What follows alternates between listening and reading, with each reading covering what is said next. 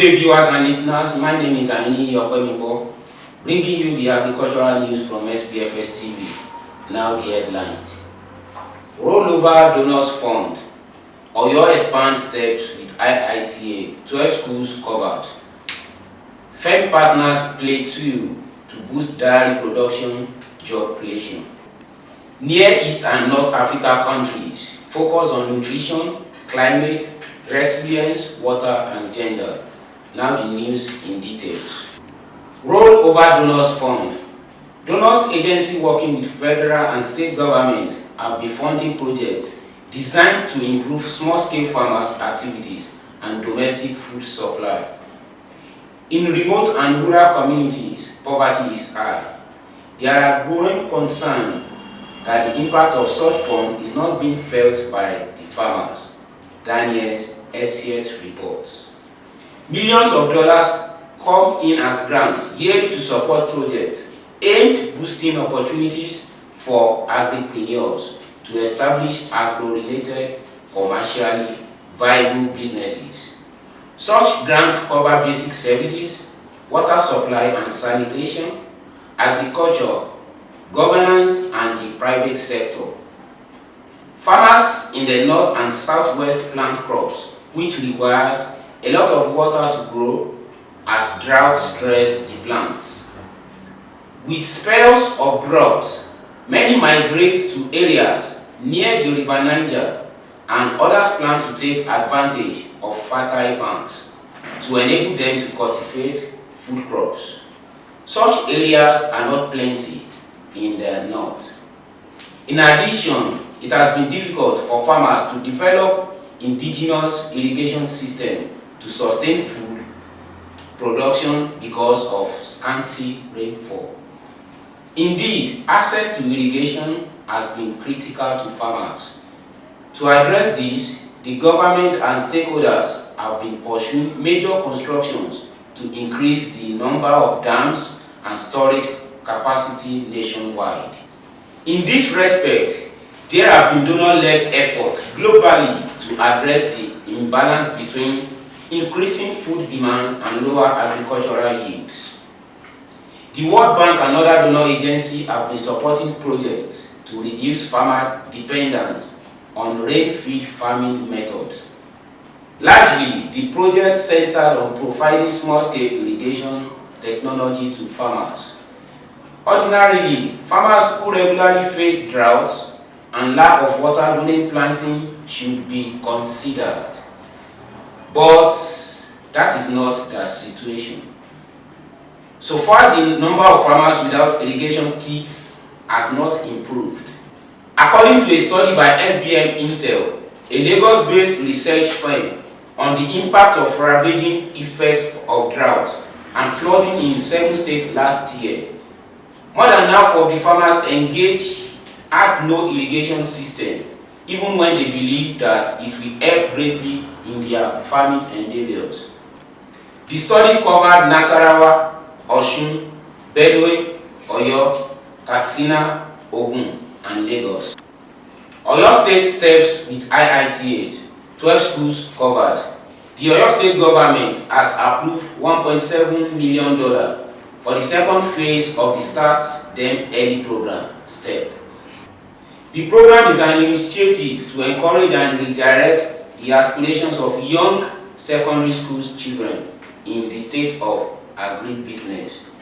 It is being done in collaboration with the International Institute of Tropical Agriculture, IITA. Commissioner for Information, Culture and Tourism, Dr. Wasiu Olatubosun, told the newsmen in Ibadan on Tuesday that the fund will cover 6 additional secondary schools across 6 federal constituencies. The first batch equally targeted 6 secondary schools. The $1.7 million will be paid to the IITA in 3 tranches, Olatubosun said. According to him, $680 million will be paid as first tranche on February 1st, 2022. The second tranche will be paid on 1st July 2022, and it will be a payment of $578,000. The third tranche will be paid in November 2022 and it will be $442,000. The 3 tranches make a sum of $1.7 million. We believe we should spread their program across the 14 federal constituencies in the state. FEM partners Plateau to boost dairy production, job creation. An international FEM, Agricultural Services Training Center and Marketing Limited, is partnering the Plateau government to boost local dairy production, create jobs, and achieve food self-sufficiency. To this end, over 4,000 Plateau farmers have been trained in good agronomical practices and on dairy value chain activities. Speaking with the Nation in Jos, the Managing Director, Dr. Susan Bentu, said the organization has made tremendous efforts towards increasing food production, strengthening domestic resiliency and access to food for Nigerians. Bentu said, being the major shareholder, the Plateau State government, through the effort of the governor, Simon Lalong, has ensured the injection of funds for the repair of some of our tractors and harvesters, including the upgrading of the Milky Way dairy farm in Backup. She explained that the dairy farm has been expanded while new breeds of Friesian cow have been stocked to increase the numbers of cows.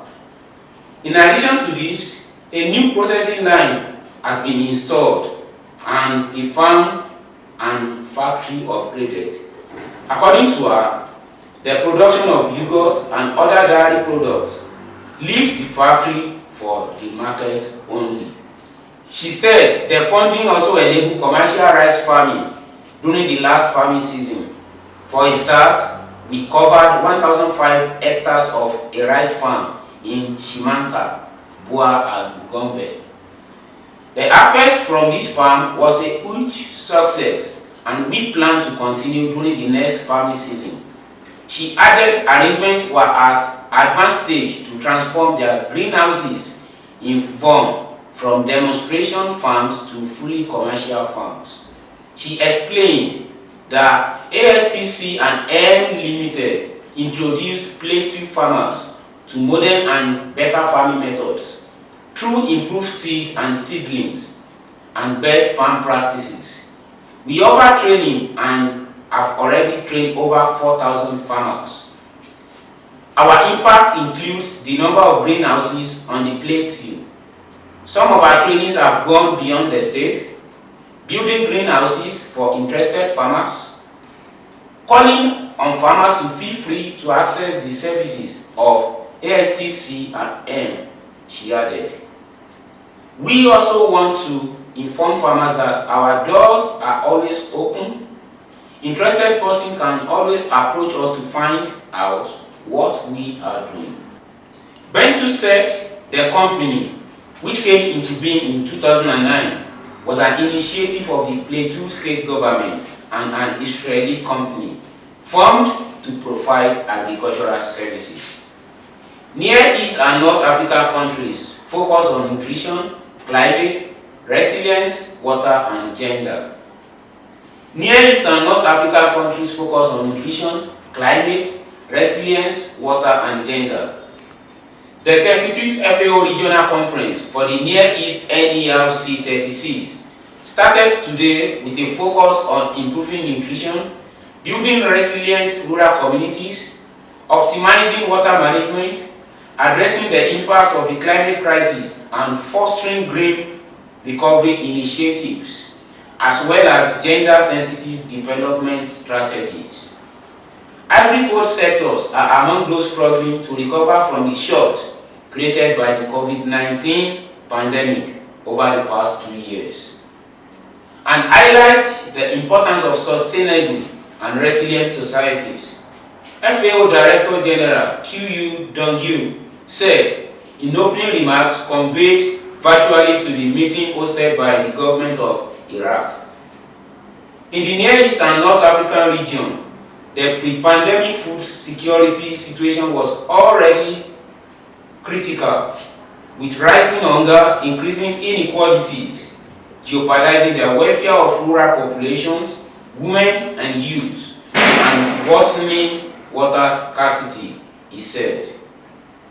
The Director General outlined 4 priority areas for innovations and best practice to support the region's recovery: reducing the urban and rural socio-economic divide by creating better rural employment opportunities, ensuring food security, health diet for all, restoring environmental balances, and building resilience against multiple shocks.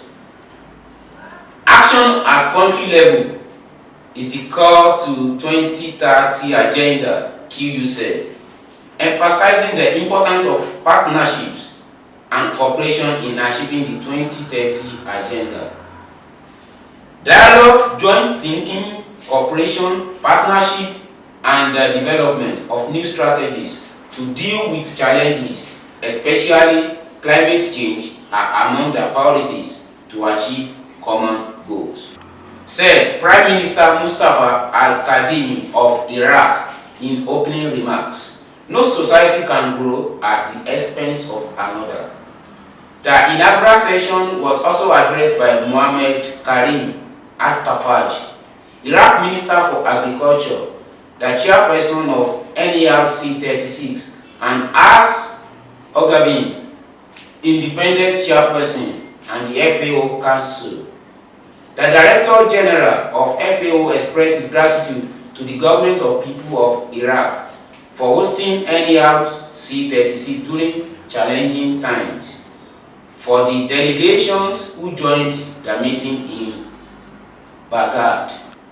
With the world experiencing the worst food crisis in 100 years, the FAO Regional Conference for the Near East will provide an opportunity to share expertise and review the capabilities of the countries of the region with a view to helping achieve food security.